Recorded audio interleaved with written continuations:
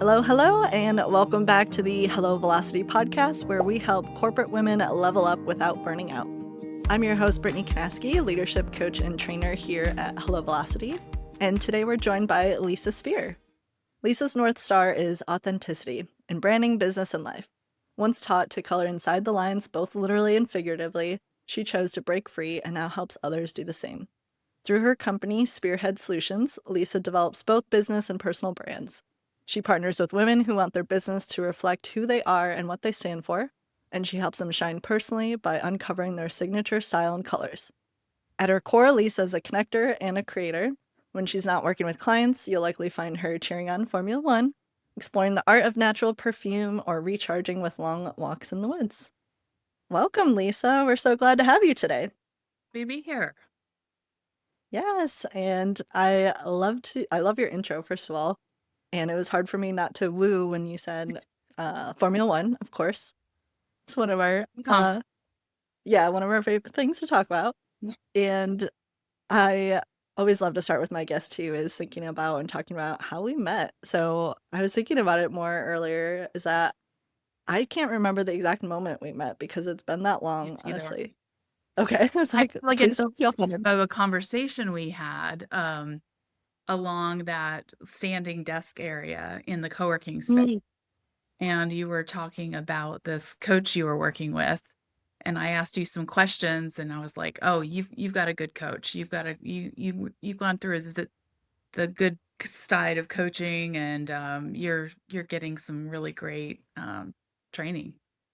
yes. Yeah. So I know it was probably at least 2016 because that's when I started working at Advent Co-working. So I know that's where we met, is Advent Co-working. Back then it was shortly after I moved to Charlotte. So you were probably one of the first people or first handful of people I really met here. And yeah, that was another fun fact I was going to share, is that we did the same coach training program just at very different times. So yeah, when I had first started working with a coach and started becoming very curious about the coaching world, you were someone I leaned to say, wait, what does this look like to actually do a training, and what training did you do? And it happened to be the same one that my coach did. So it was a easy choice at that point. Great synergy. Yes, right. And I was thinking, I think your podcast might have been the first podcast I was on too, which is kind of like funny full circle moment Yeah. here. That was again a long time ago too. And we had And next to each other. yeah, that's true. Yeah, our offices were next to each other for a few years. And then also you did my branding for Hello Velocity. Yes, I did.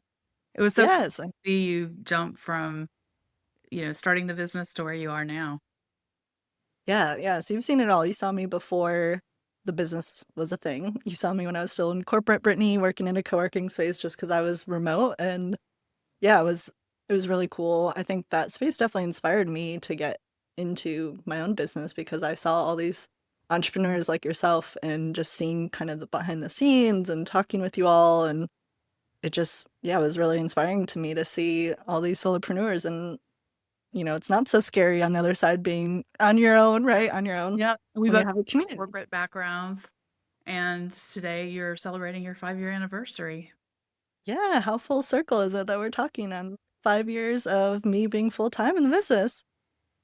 Yeah, it's And I specifically wanted to call out that you did my branding because I still get so many compliments on it, and it's a little over, it's probably 5.5, 6 years that when we did the actual branding and started the business. And yeah, I still get compliments to this day about the name and the logo itself, and you helped with both of that. So shout out to Lisa if you need branding. Yeah. She's great. Thank you so much. I love doing it. Yeah. Yes. Yeah, so on that note too, and you mentioned your corporate background, I'd love to hear more about your background and what got you into your line of work that you're doing today. Yeah, so branding's a specialty, and so I didn't start out specializing in branding. I've always been drawn to creative pursuits and discovered graphic design in high school, so ended up getting my undergrad in graphic design, moved to New York City and started working at some global agencies, working on global brands like Samsung and Volvo. And so it was really cool to be able to work with brands of that, reputation and so forth, but I wasn't working with them at the outset, I'm working on established brands. And so that's a very different experience than working with a new company. And so, did that for quite a while. And then I started my own business, and branding was one of the things that I got to do. I mean, in my master's, branding was something that we really did some training on, whereas in undergrad, I didn't. So it started planting some seeds, right, in grad school.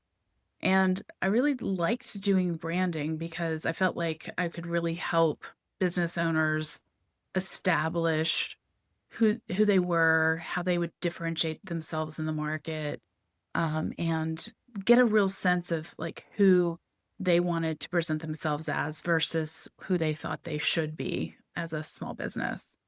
And then I went back to corporate for a little bit and was the associate creative director for a branding agency. And so that was great because it was like all branding all the time. And so I got to deepen those skills, which again helped me when I came back out and started working for myself again.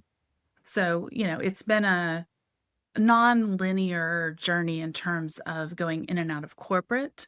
And then when I moved to Charlotte, branding became the full focus of my agency. I really felt that that was my sweet spot. I could bring smart questions from my coaching background, be more strategic, and feel like I could partner better with my clients because I knew how to not just stay at the surface level and go deeper and kind of unpack some of the shoulds that business owners were experiencing. Definitely. Yeah, and I know I personally felt that when we worked together on my branding too, is that it was, I was kind of hitting that wall trying to come up with it myself of here's what a business should look like or a branding should look like. And even though I have a marketing and branding background too, it's so much harder doing it for yourself, I realized. And coming up with the name itself too. And then I know we did the brand strategy too, which was really helpful to get past some of that should of the surface level. Like you said, a lot of people and businesses kind of stay at that surface level of, oh, this is the service I offer and that's it. But it's like, no, why? What's the why behind it? What do you stand for? What are your values as a business? And those things have still held true for me Yeah. 5.5 years later now, which Brand is tone of voice, brand personality. And then what I discovered is along the way, I'm working with primarily women. I do have some male clients, but I work primarily with women. And so along the way, what I discovered was there were things that related to how women were presenting themselves that came up as well. But it really took me kind of hitting my own roadblock first before I kind of came up with a way to approach it and attack it that I felt like I could really help other women. So I had a bunch of health issues and I'd gained weight and I was just really letting my style slip. And it's so easy to want to be like, oh, well, when I lose this weight, then I'll pay attention to what I'm wearing. Then I'll be able to buy the things I really want. Then this, that, and the other. Right. And so, but what I realized was, that was affecting me. And I just was like, no, I need to really commit to this, like looking great at whatever size I'm at and feeling great at whatever size I'm at. And so I kind of took myself through this process and I used a lot of the same tools that I do in branding, business branding, but started applying some of them to the personal branding side of things and style. And what I discovered was that, these were things that I could actually help other women with because women go through things like we go through different life stages, and where we're at doesn't always reflect where we want to be or where we used to be.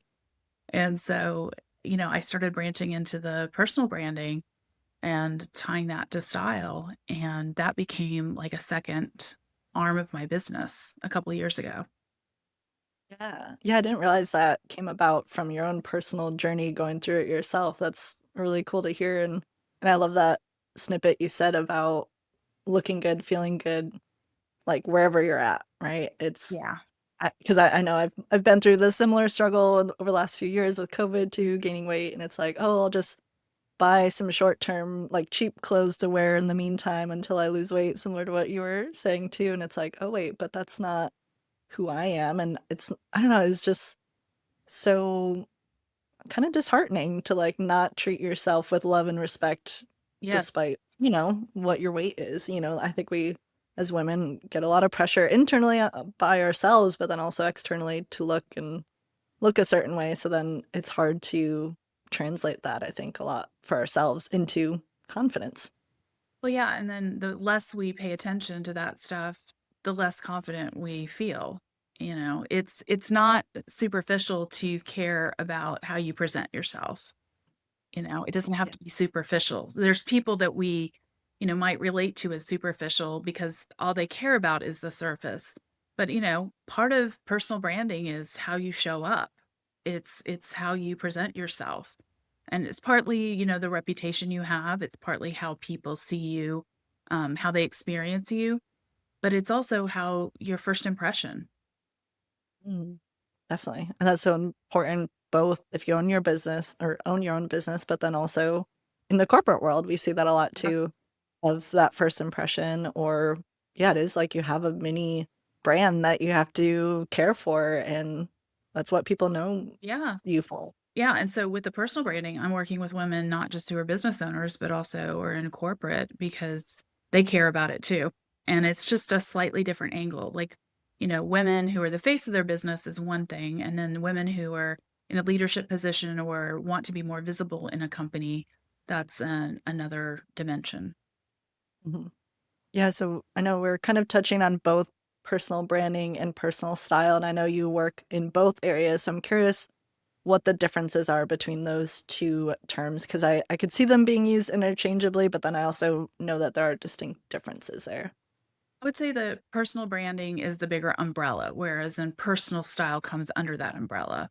So, like your personal brand, like, I might help somebody with their LinkedIn profile so it better reflects who they are, what they stand for, making sure that, what they want to be known for is coming through in how they're communicating their LinkedIn profile. So, that's part of their personal brand. But the personal style is, actually how you're expressing yourself through what you're wearing. Got it. Okay, so it is more the external view. And yeah, and I think for today, I think it'd be helpful for us to focus on the personal style because I see that so closely connecting to confidence. Well, they both do, but I think they each deserve their own podcast episode, honestly, because we could spend hours talking about either of them. But yeah, I think even my own personal journey where I'm at too is that personal style has become something that's been top of mind more recently. So that's why I was excited to talk to you about it today. And yeah, from your perspective, I know we touched on it briefly already. What do you think, or how do you think that relates to confidence, like personal style? Well, I think a quickest example is, imagine how you feel when you first get your hair cut and you're happy with it. You just feel good. There's an extra pep in your step. There's extra energy that you're bringing into the room. And I think when we're feeling confident in how we're expressing ourselves visually, we can feel that same thing. So I think confidence, like I said, it's so easy to just relate to it as superficial and like, we shouldn't care what we look like, but when we're confident, we're actually bringing out the best of ourselves. When you feel good on the outside, you're able to express more of you on the inside and vice versa. Like when you're feeling good on the inside, you're able to have that confidence, again, that confidence at any size, that confidence in what how you're presenting yourself is more than just what you're wearing. It's not about, oh, I have to be spending, like 6 figures or 5 figures on a crazy amazing wardrobe to feel good. No, it's like, do I feel good in the colors I'm wearing? Do I like the way the clothes fit me? Do I feel comfortable in how I'm moving in these clothes? When I'm showing up for a meeting or a presentation, do I feel like I can put my best foot forward because I'm feeling like the clothes and how I'm presenting myself matches what I'm gonna be communicating? Definitely. Yeah, and I know this all too well, and I think even people in my close circle, and especially my husband, he knows my certain confidence outfits at this point. But like even shoes, I have like my confidence shoes that I wear for presentations or certain like networking events. And it's just like this small heel that's super comfortable, but it like elevates me a little bit. So it, like I feel a little bit more dressed up. And then I have my confident blazer that is so comfy and just like I put it on and I feel like Superwoman and I can do anything. And yeah, I love how you keep emphasizing too that it's not like vain to be thinking about what you look like. It's actually so much deeper than that because a simple haircut, a simple outfit can really change your attitude. It can change how you approach certain situations. And I see it all the time in my business, and it's something as a solopreneur, I guess you really have to focus on too and think about how you're appearing. But then again, a lot of my clients, women in leadership, right? Leadership positions in companies, you're always thinking about, are there so many other things to think about? I think that's the other thing, is that there's so many decisions we're making on a daily basis, so many things that we're worried about, and we have to focus on what we're saying, that I think once you can dial in your personal style, it makes almost everything else easier. Do you see that too with people you're working with too? I think so, because it just eliminates some of the noise, right? Like, it's one more thing that you can put your attention on other things. That's why some people say, oh, pick out your clothes the night before. So then when you're putting on your clothes, you can just go into your day and you're not even thinking about it. You're not running late because you don't know what you're wearing. Now, that's not a rule for me, but it's something that, if someone is wanting to eliminate some of the noise, that's one thing they can do. But I Mhm. think there's also, going back to the shoulds, there's so many things that women feel like they should be doing. And there's the difference, I think, and this is what I wanted to, kind of break down a little bit, is there's a difference between shoulds that are come from external, and that's like, the rule, like you hear rules of what women should not wear after age 40, or what they should wear um, when they're younger, what they shouldn't wear after a certain, like we hear all the white after Labor Day stuff. But there's a lot of old rules out there. And that's different than a dress code. Some companies have a corporate dress code that you do have to abide by. And so I think there's figuring out, a lot of times we have artificial rules for ourselves that come from other people, other sources, that actually aren't accurate for the job. And that is something to pay attention to.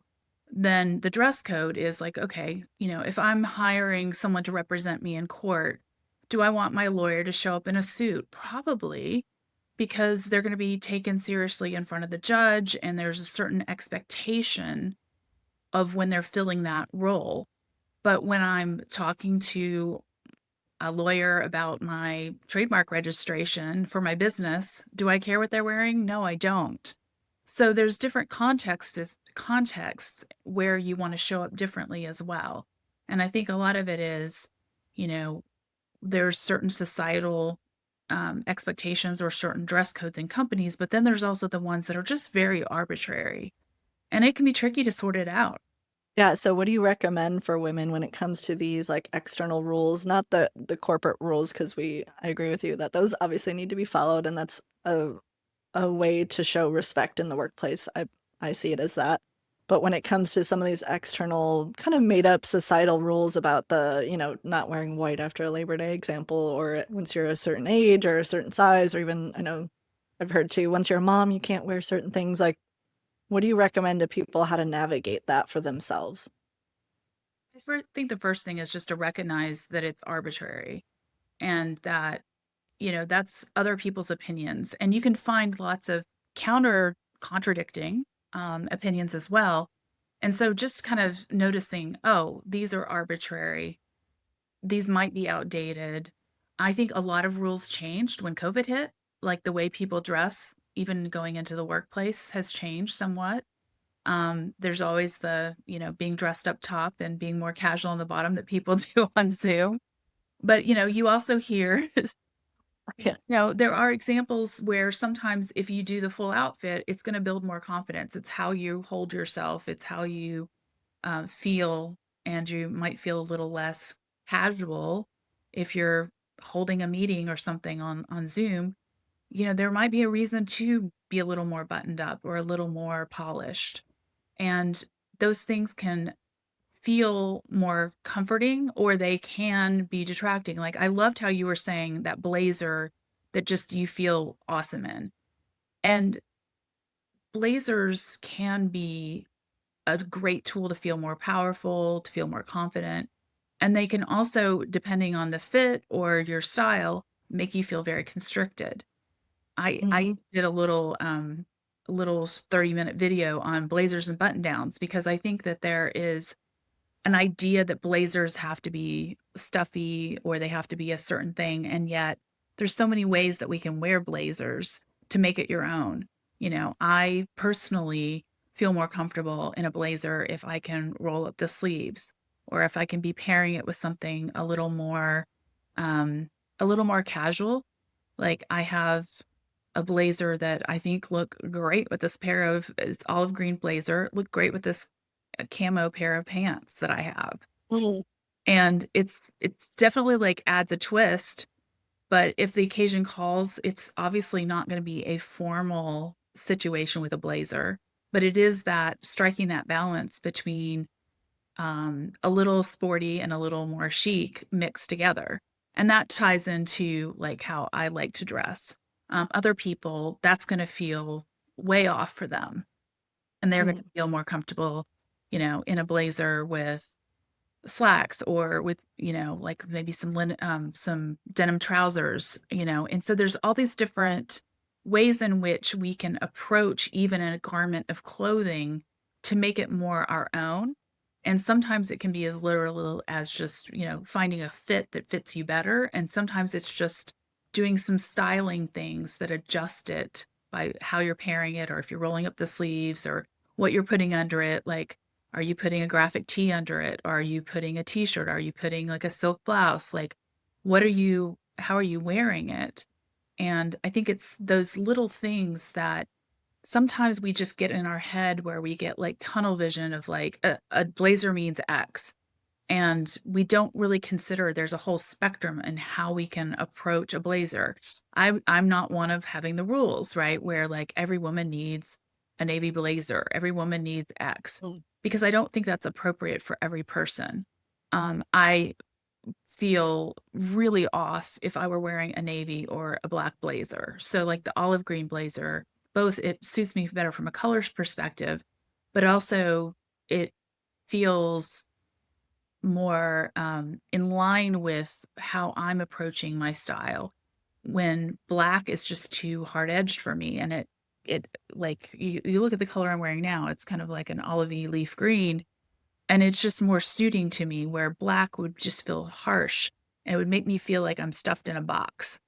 And Mhm. so I think little things can become big things. Yeah, I love that idea of even breaking the rules when it comes to individual pieces of clothing and how you're styling them, and even thinking about it now and kind of looking back is that when I was first starting my business and I was targeting more younger professionals to work with them, I realized too that my style, even I still love blazers then, I was more casual with them with like maybe a less like a casual t-shirt kind of underneath, and I loved wearing my Converse with some of my blazers or even a sweater blazer. It was one of my, like, first of all, obviously it's super comfortable, but it was almost I had a light blue pair of Converse that was actually on brand for me. It was like Hello Velocity light blue.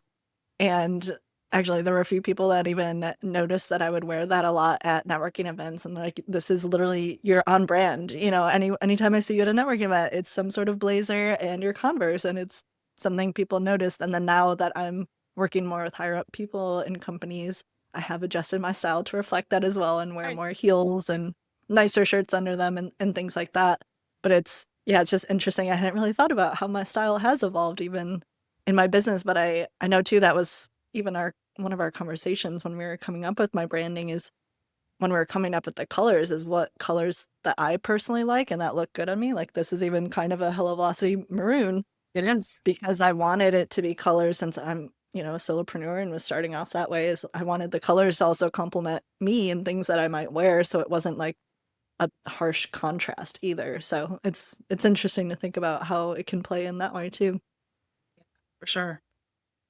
Yeah, and something else I think we've touched on, but I love to go deeper, is trends when it comes to style and clothing. And this is something that I've struggled with probably my whole life, if I'm being honest.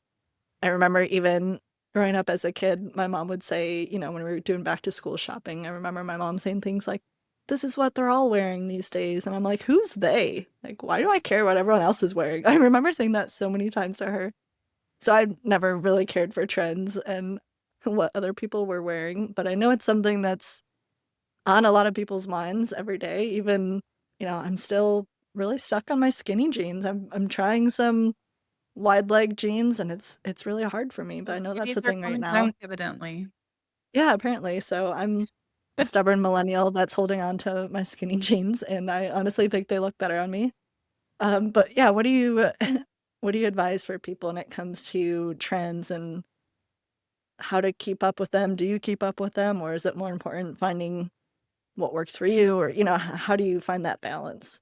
I think balance is the key word because I think when you feel like you have to chase trends, you're constantly gonna be spending money and you're constantly gonna be getting rid of clothes or have a closet full of clothes you're not wearing because you're chasing the trends. On the flip side, if you're ignoring trends completely, you can look like you're stuck in a time machine. I don't know if you've seen that, there's a commercial, oh man, oh, what Jennifer, Coolidge, and she's, like, stuck in a time machine basically with her clothing and, it's this whole thing around Discover, and anyway, it's just really funny how you can look completely dated if you're wearing clothes from a different era, and there's nothing to make it contemporary. Like, Mm. trends do come through cycles, but if you're stuck in a time machine, people might relate to you a particular way, if you have the teased '80s hair still and you're doing the whole '80s big shoulder pads thing and whatever, you're gonna look like you're in the '80s, whereas there are trends that, looks like a trend could be that their shoulder pads are coming back for suits. Now, how long is that gonna last? Who knows, right? So, but being aware that that is a trend that might be coming means you could decide, I could explore by adding shoulder pads to a blazer I already have, a suit jacket I already have. Like, you could look at it as, let me experiment with something and see how I feel in it versus like, I now need to buy all my suits with big shoulder pads. Right. And so Yeah. I think about it as, like bare leg jeans and bare leg pants. There's a lot of them that just don't look good on me, but the one that happen to look good are much more subtle, and they're actually my camo pants. And so that I have one pair of barrel leg pants that cut happens to work for me. So I was not out there being like, I need to wear all barrel leg pants now that they're a thing, but I was open to trying them, seeing, well, what would they look like on me? How would I feel in them? Same with, wide leg trousers. And so I think about it in a way of experiment. Like, does it suit your body? How do you feel when you're putting it on? And if it doesn't suit you and you're not happy in it, don't buy it just because it's trending. And trends do come back around. So I try to feel like a mix of having a kind of solid wardrobe, but then allowing a few pieces here and there to be with the trends, so to speak. But it's not like a whole wardrobe overhaul. It's like bringing in a few pieces here and there that make you feel like, okay, yeah, I'm contemporary, but I'm not changing my whole identity because this season, this style came out. Because that would be so exhausting to actually keep up with all these Yeah. trends each season. There's several pieces that are new each season. So are you really going to buy several new pieces every single season that are then outdated by Right. next year? And same as chasing color trends, right? Like, you know, the mocha mousse was a big color, I think it was last year, and then I think, like, the burgundy kinda color you're wearing was a big the year before. Well, you've been wearing that color all along. So for you, it comes into trend and you're like, "Great, I'm on it, but I'm not having to go out and buy new things." Somebody else might say, "Well, I'm not gonna go out and buy a bunch of new stuff, but I might buy 1 cardigan, or I might buy a bag in this color." And so, for example, I did not buy this is funny because I actually bought it post trend, but I just got a pair of, Adidas Sambas in that color that you're wearing right now. That's not a color that looks good near my face, but I love that color with olive green. And so I Mm. got maroon burgundy Sambas, and they're really great with olive green. They're great with a few other like rust and a few other colors that look great on me. And so I just chose it even against the fact that that color is past trend because I just like the way it looks with the rest of my wardrobe. If I'd bought it that exact same year, I would have felt like maybe I'm chasing a trend versus I identified a hole in my wardrobe and was like, oh, that color would work really, really well. That would tie a lot of things together. Yeah. Yeah, and I know you've talked a lot about color in general, and you've already mentioned it here, but I know that's something you do specifically with clients is helping them find their color palette. So could you talk more about that? Because I know there's also different color seasons. That in itself, I think, Yeah. is coming back or kind of Oh, it's becoming been back. trendy. Yeah, for sure. Yeah, so yeah, can you explain, like, what the differences are? Because that's also this has all been new to me, and I think I've learned most of what I know from you. Well, it's cool because, my mom and I actually went and got our seasonal color analysis done when I was a lot younger, and it was really great because the colors my best friend was wearing were actually not the colors that looked good on me. I look horrible in pink. And so when I got my colors done, it almost gave me permission to not try to imitate what my best friend was doing. Because, when you're young, you want to do what your friends are doing. You want to have the same Yeah. kind of clothes, you want to wear the same colors. And so I think it gave me permission at a younger age to realize, oh, autumn colors look better on me. Now, this was, back in the early days of the color analysis. But, seasonal analysis has come a long way. There's now 12 season color analysis, there's 16, like it can get really complex. And the reason I chose not to pursue that route with my clients is because I think it can get pretty confusing. You can get a color set and be like, but why don't these 5, 6, 10 colors look good on me if they're in my season? And everybody's different. So what I did is I took a lot of principles from my master's and undergrad in color theory and things like that. And I just figured out a way to approach it where I can help people identify like their best 35 colors. And this includes their best neutrals. And that way they have something that is really custom to them. I call it their signature colors. And that way you have something that you can work off of and you can have it in your phone and you can be like, okay, well, I don't have to match this exact burgundy. Let's say that there's a slightly brighter burgundy than the one you're wearing. Well, it's close enough. You realize, okay, it's in the same color family. And I can comfortably hold this up to that shirt when I'm out and about or look online and I'm be like, oh, yeah, that'll still suit me. It's not about matching exactly, but it is about kind of figuring out, do I look better in darker colors? Do I look better in medium colors? Do I look better in lighter colors? Do I look better in more muted or more vibrant colors? And so kind of looking at it from those 5 angles, can really hone in and I base it on best 35 colors. And that way, what happens is when people are in their closet afterwards, I go through this whole 4 session sequence for the Signature Style Accelerator. The 4th step is shopping your closet. So after you've identified your lifestyle levels, you've identified what you value in clothing, we've done the color analysis, we've defined your signature style and gone through like what are your fit preferences. Shopping your closet, you can go through and realize, oh, that's why I never wear that outfit. It's because that color actually doesn't suit me. And there's something subconsciously I just never felt like it looked right on me. And it gives Mm. people this permission to buy more of the colors that look best on them and find a way. Like, let's say you have a suit that you really, really love, but it's not your best color. Well, then we find a way to make it work, like by whatever you're putting on underneath it, or a scarf, or something that can bring your best color near your face and still not waste something that you really value because of the quality or the construction or something.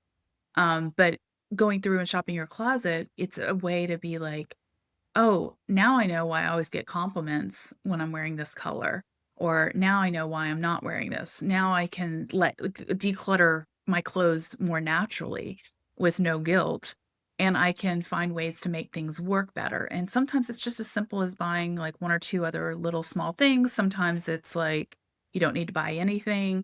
Most people have some innate sense of some of the colors that look best on them. It's just sometimes we feel like we should have other colors in our wardrobe because it's like, oh, for a capsule wardrobe, you need these 10 things. Every woman needs a white button down.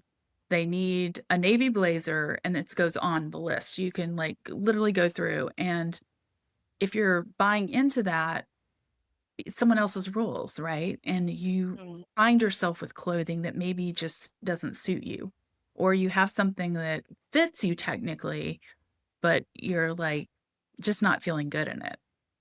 And this ties back to confidence because, when there's everyday confidence and then there's like the special occasion confidence. So if you're leading a big presentation or you're doing a keynote speech or there's something where or you're interviewing for a job, there's something where there's something bigger on the line. Oftentimes people find that there's either a power color or color that just makes them feel the most impactful and the most powerful, or you find yourself in an environment, if you know what the environment's going to be like and you want to make sure that you're standing out in the environment. So like, recently I did this personal brand workshop for a large healthcare organization here in Charlotte, and it was an all team retreat, and it was in this big lodge. And so everything was wooden. And I knew if I wore my standard olive green, like I would just kind of blend literally into the woodwork. And I was like, I don't want to do that. So one of my more vivid colors is a tomato red. And so I put on a dress in tomato red, and I felt like, okay, I stand out. I feel confident in it. It is a power color. It's not the one I always would wear for public speaking, but it's just like I felt really, really good in it. And then another example is I had a client of mine who was doing a TEDx talk. And so she was asking me about, a particular dress that was, cute as hell. And it was very sophisticated and would work great, but it would have blended into the background. So the TEDx background was black and then there's a red dot on the stage.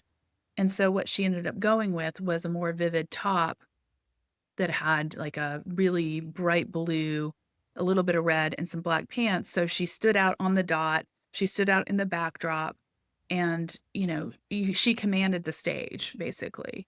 And so these are things too, how color can just help pull people in. It can help you set apart from the background, and it can add to your confidence. Yeah, color is so much bigger than I ever thought it was. Like, again, I think I've learned most of this more recently from our conversations and as you've gotten into this, because fun fact, we're also in a mastermind group together. So we talk Yes. about our businesses together in a small group, and we've been doing this since COVID. So I think that's when it's starting to, kind of stick more with me too, hearing your experiences talk about this and with your clients. And yeah, it's something I never really thought about. I think when I used to approach clothing, I was shopping more either the model online, right? Yes. Or just in the store, and it was like, oh, I like this color as a color. And I'm realizing that's very different than liking a color and how it looks on me. And Yeah. that is one of those like just glass shatter in my mind moment of I'll never see colors the same once I had that realization of that's how I've always looked at colors. And yeah, it was similar as that I realized I had some like orange colors that did not look good on me that I've gotten rid of recently. And light pink, as much as I love it, as like I had this amazing jacket, or I thought it was an amazing jacket, but it completely washes me out. And I didn't know that was a thing or Yeah. how to tell that on myself because I would just put it on and like, oh, I like this color. And not thinking, oh, zoomed out, I kind of lose my face when I wear it. And then I know too, when we were talking one time about this, you had mentioned I was wearing like a gray blazer, and you're like, yeah, the gray isn't as good as the black because I had a black undershirt. And I was like, oh, you're so right. And sometimes I just don't see it on myself until someone else tells me, oh, that's not the best color. So now I'm starting to zero in on what does work for me. And I noticed such a huge difference in, first of all, my closet, and it's a lot darker, which Mhm. is something I used to think was a bad thing. That, oh, if you wear a lot of dark clothes, that means you're sad, or, whatever those kind of, Yeah. yeah, the emo. And I might have had my emo days in middle school and high school, I'm not gonna lie. But as an adult, I'm like, I can't wear black all the time. But now I wear black quite a bit. Like my confidence blazer is black and I love it and it looks really sharp on me. So it's one of those two we keep going back to like what we think we should do, or we've talked about that a lot. And I love that perspective because that's a lot of what we do as coaches too when we're working with clients is helping people see what is just an external belief that you have from other people, what you think you should be doing or what you think is, some rule that you're following. But why are you following it? Does it really matter? Or, how can we help you find what's actually right for you? And I think this is a perfect example of that. Yeah. And you touched on something really important, like the orange not looking good on you or whatever the color was. And I think that, when you look at what you're wearing, you want you to be the hero. So like what you're wearing today, what I'm wearing today, we're both the hero. The color complements us. Our eye still goes to us first. If the color is the first thing you notice, then usually it's too strong for you. And Mm. if you look washed out, the color is too wimpy for you. Mhm. Then there's the difference between cooler colors and warmer colors. Some people are pretty good that they're kind of in the middle, but a lot of people clearly look better in cooler colors and other people look better in warmer colors. So, one tip you could do is, do you look better in fuchsia or orange? Do you look better in pink or salmon? And so the cooler is going to be the pink and the fuchsia. The warmer is going to be the orange and the salmon. So if there's a clear, you can literally, um, you can borrow something from a friend, but like literally just hold it up in natural light, nothing overhead, nothing artificial. Take a selfie, hopefully against a white background. But you can literally try to take photos and see the difference. Like, does your skin feel like it's natural and it's glowing, or does it start feeling like drab, or do you start seeing dark circles under your eyes? Do you lose your jawline? There's all these different things like that can actually affect the way your face looks, all without makeup, all without changing anything. And so it's pretty remarkable. And yes, it can be harder to see sometimes for yourself, but I still like giving tips anyway so people can try it on their own. And then if they want more support, then of course, I can do that. But I like giving people tips to kind of experiment. If you're wearing a color that's too light, you might look washed out. Or if you're wearing something too dark, it looks oppressive on you. Like if I wore a black turtleneck, I'm going to look like a bobblehead. Like I'm just going to Mhm. look like a head on top of a black. If I wear black, I have to wear like a black tank top so that I've got lots of skin showing if I want to wear black. So I can still wear it. I choose to wear it sometimes. I've not eliminated it completely from my wardrobe, but I do try to limit the use near my face. I still love a good black boot. I love, like I said before, how black and olive green look together, and those are not the only two colors I wear. I'm just using olive green as an example because it doesn't look good on everybody, just like Mm. a burgundy doesn't look good on everybody, or an orange or a yellow. But there's Mhm. usually some shade, there's usually some green that's gonna look good on somebody. There's usually some kind of, version of a blue that'll work for people. There's like a neutrals, they're gonna work for people. It's just there's some colors, like orange is just one of those that only works for people that warm complexion. Yeah. And it's funny too, when I was getting dressed this morning, I almost put on an olive green shirt, and I was like, wait, this is one of Lisa's colors. She might wear it, so I should wear something else different. Should That's be so contrast. I'm like, I don't think you ever wear like a purpley maroon. So I was like, no. all right, this should work. We'll Yeah, compliment. yeah. And I was thinking too, a fun realization or kind of funny realization I had is that a few years ago when I got married, I was wearing a lot of white leading up to the wedding and trying on obviously a lot of white dresses. I realized white looks so good on me, and I had no idea because I never wore it for whatever reason. So now I wear a lot more white, which has been a fun, very That's recent discovery. yeah. No, that's Yeah. great. Yeah. And you've also mentioned fit preferences a few times. So Mhm. what do you mean by that? Because I know a lot of times too, the kind of alternative is the what is it, like the different shapes, the body shapes for women, Yeah. that we only have like three choices, I think, of what our body can look like, and we have to Oh, choose yeah, there's one. the So, apple, the pear, the square, the hourglass, and the inverted triangle. So there's yes. if and, Okay. this is so embarrassing, but I was an adult before I realized that hourglass literally meant from front on. I thought it also meant, um, from the side, and I was Oh, always like, "I'm a pear because I have a little bit of a stomach." And I actually have more of an hourglass shape, but because I had a little bit of a stomach, I always, always thought that I was a pear. And it's just like, it's so random, it's so arbitrary. We don't look like these shapes really.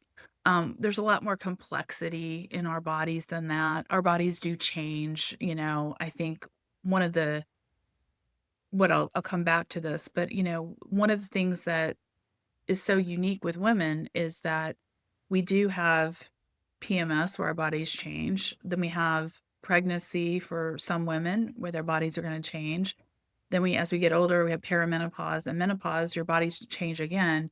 So there's things that just innately with women that our bodies are going to change. We're not fixed. We're not finite. We're not locked into one kind of shape.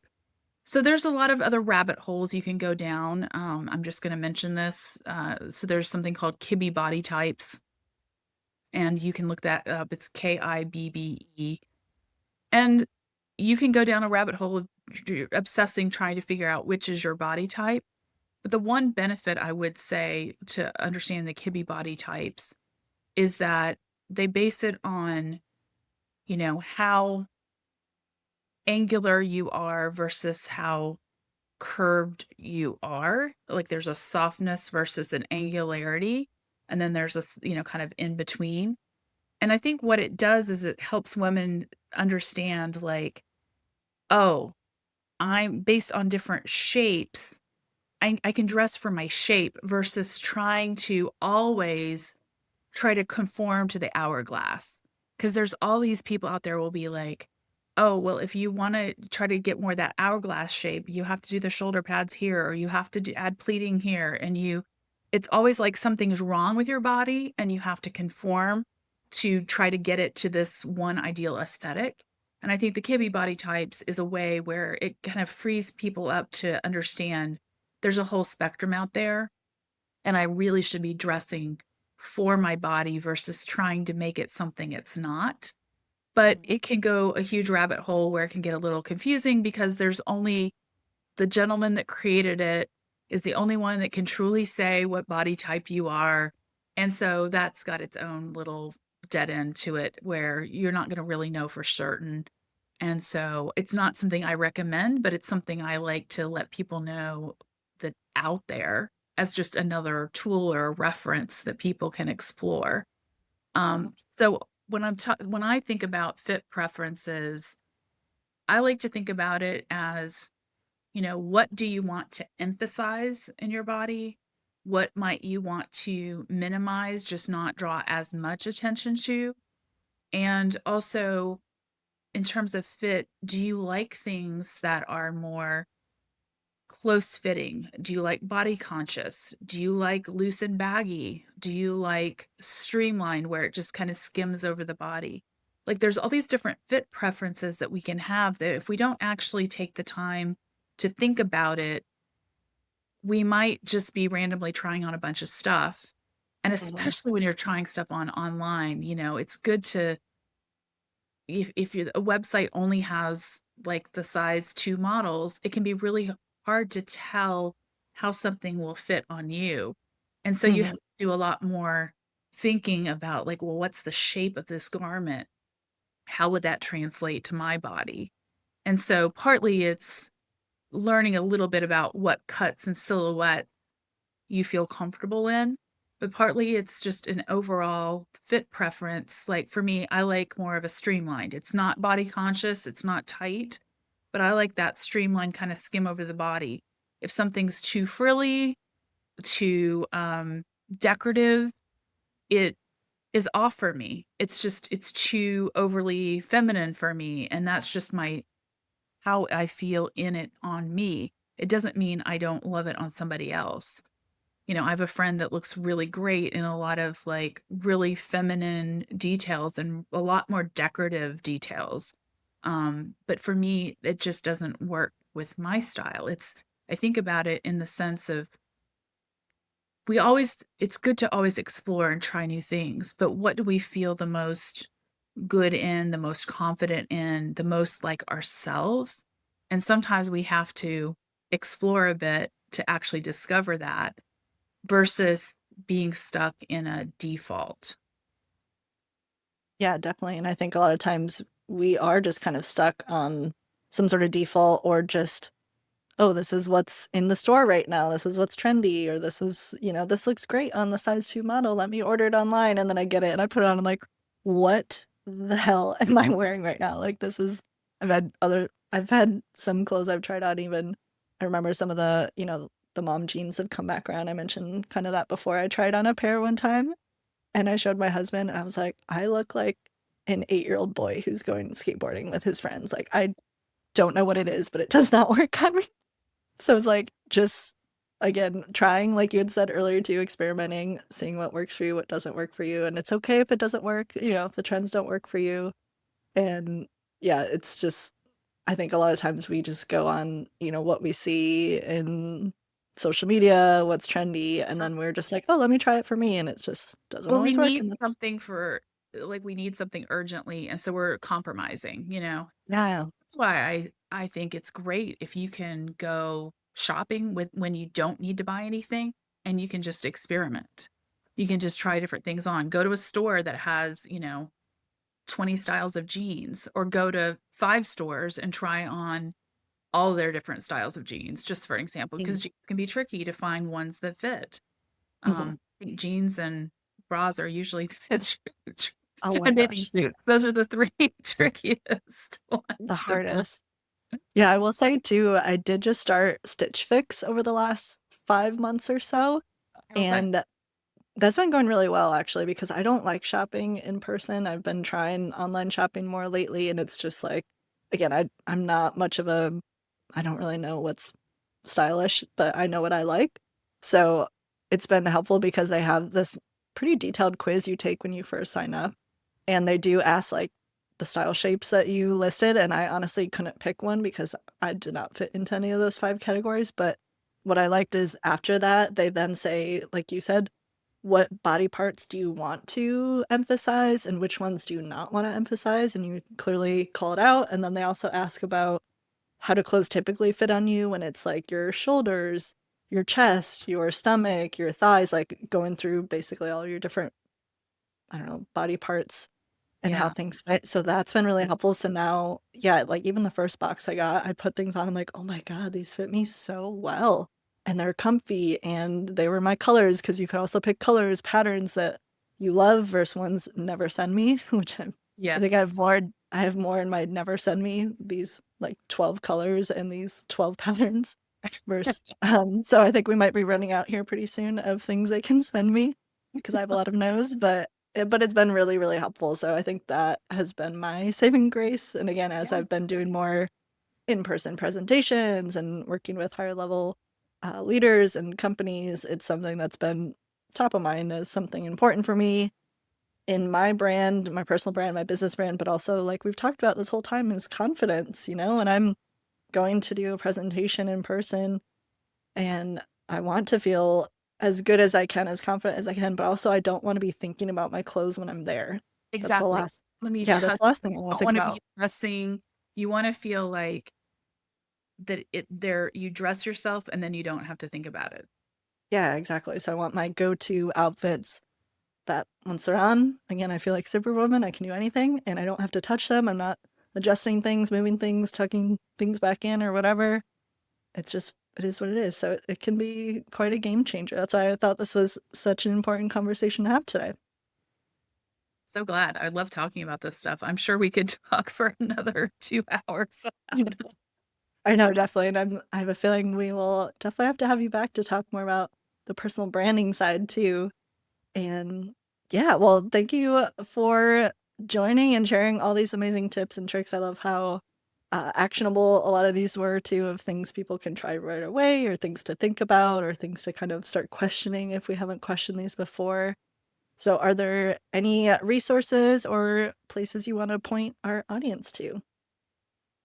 I think just in terms of mentioning the Kibbe body types, you can find that stuff on YouTube. I think there are some other people out there doing some other interesting things like there's the 3-word method that Allison Bornstein uses, which is picking 3 adjectives to describe your style, and she has her own approach around that. She's popularized. Amy Smilovic of Tibi, that's a clothing line. She has her own approach of 3 words that she likes to use. So, I mean, there's a lot of people out there and a lot of cool things. I don't, again, prescribe to any of these things, but I think there are some interesting things to explore if you're just interested in some free content that's out there. In terms of my stuff, I do offer a free discovery session, and that's for people to help figure out, what they might want to be working on with their personal style, because I have a couple offerings.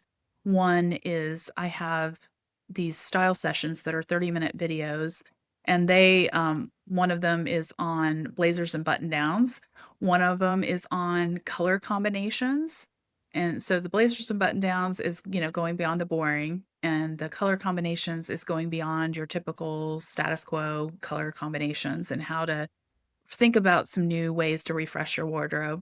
And then I have a third one that is called prints and patterns, and that's all about figuring out like what scale of prints and patterns look good on you.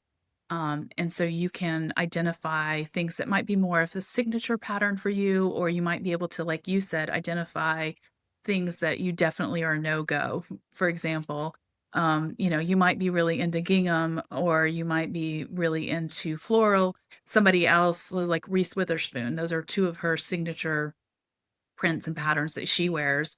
But then for somebody else, they might be like on their no-go list, right? So it's a cool way I go through all these different categories. And these are really inexpensive paid 30-minute videos. And then I have the more in-depth work that I do, which is the Signature Style Accelerator.